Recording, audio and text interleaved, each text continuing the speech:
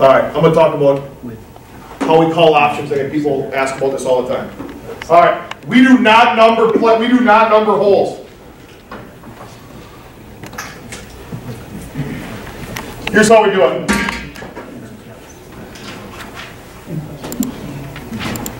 Does not matter the option play that is called. We do it the same way now out of our single wing stuff.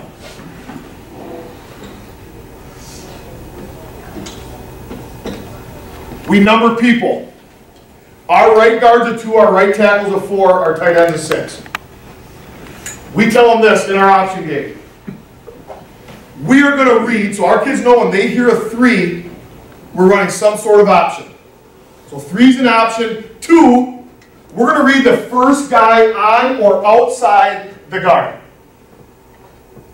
He's in a 2-eye. You're the 2 player. Is he on you? Well, yes, coach, he's touching him. Okay, then that's the read key. Can't make it any easier than that. We're running inside veer. Doesn't matter the defense. 34. Option plays a 3, 4 is a tackle. We're reading the first guy that's touching me or to my outside.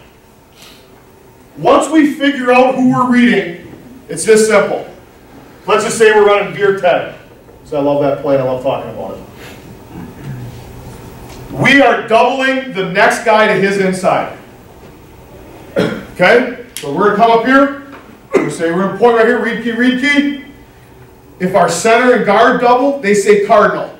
If our guard and tackle say double, they say goal. So every play we run an option, we should have a cardinal call or a gold call. Every single time. And here's what our thought process is.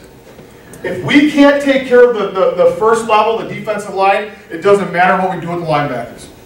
I talk to coaches, they say, Coach, we're having trouble with this linebacker. Trouble with the linebacker? How about the shade technique that's in your backfield? How about you double him and worry about the linebacker next?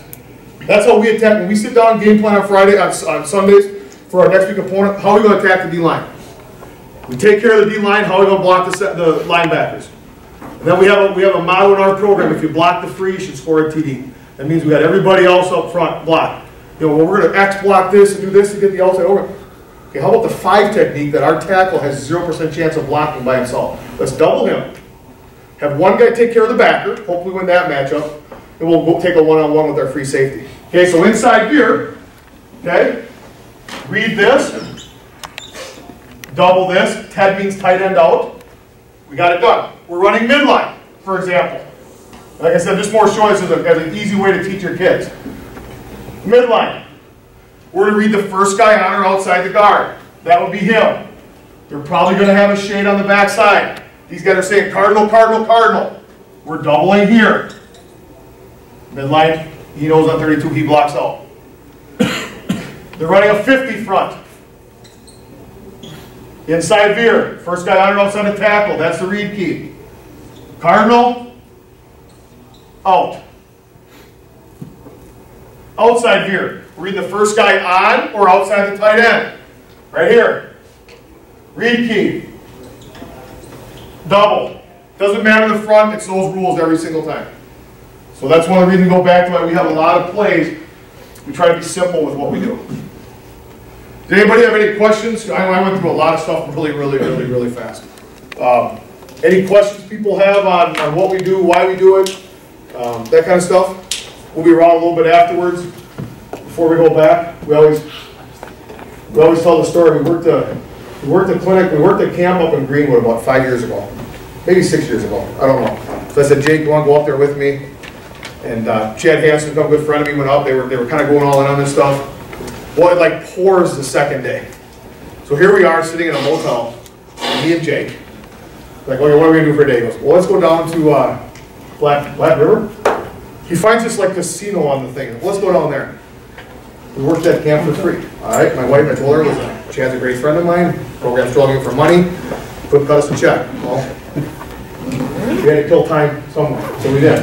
So we've been doing everything. We joke about that, but you know, I tell you one last little thing as Jake's up here. The best move I ever made when it came to coaching is we have 2 offensive line coaches in our program. I've been doing that since 2006, and here's my rationale.